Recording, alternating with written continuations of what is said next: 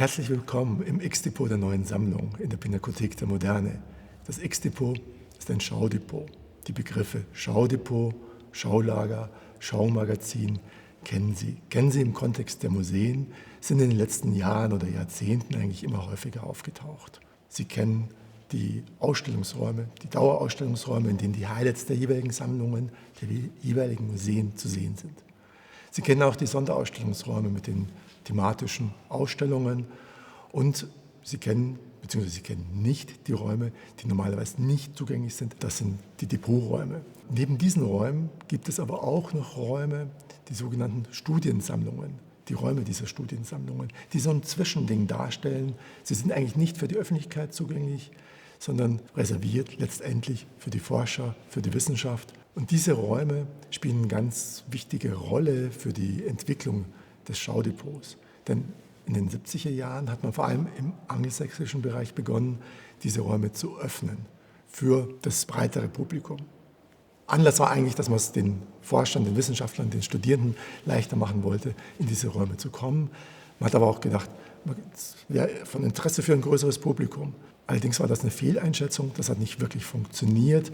Massen an Objekten ohne Vermittlung, ohne irgendein Konzept war für das große Publikum eigentlich nicht von großem Interesse.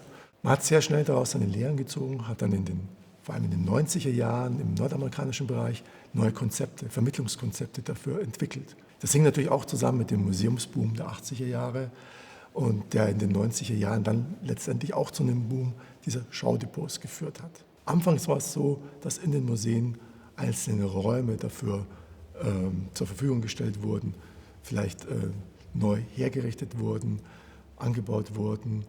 Später war es so, dass man in die komplette Planung eines Museums schon solche Räume integriert hat. Das ist auch der Fall bei der Pinakothek der Moderne.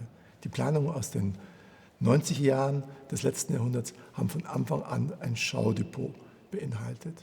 Und dieses Schaudepot, das dann zwar bei der Eröffnung des Hauses 2002 nicht offen war, aber Sie haben bis vor kurzem dieses Hinweisschild mit dem Pfeil Schaudepot finden können in der Pinakothek der Moderne. Es ist in gewisser Weise vielleicht auch eine Chance gewesen, dass die Pinakothek der Moderne bzw. die neue Sammlung mit diesem X-Depot hier so spät an der Reihe waren. Es war eine Chance, jetzt ein völlig neues Konzept zu präsentieren. Ein Konzept, das auch die Leute interessiert, das sozusagen auch mit diesem Charakter spielt, den Depots an und für sich haben. Also da spielt ja immer dieser Dachbodeneffekt eine große Rolle. Da spielt dieses nicht gesehene, neue, vielleicht auch das Besondere, das Exklusive eine Rolle. Für uns ist es wichtig, dass Sie hier Dinge entdecken, dass Sie neue Sichtweisen entwickeln können auf die Objekte. Und dazu lade ich Sie ganz herzlich ein, dass Sie im Herbst diesen Jahres das X-Depot in der neuen Sammlung besuchen.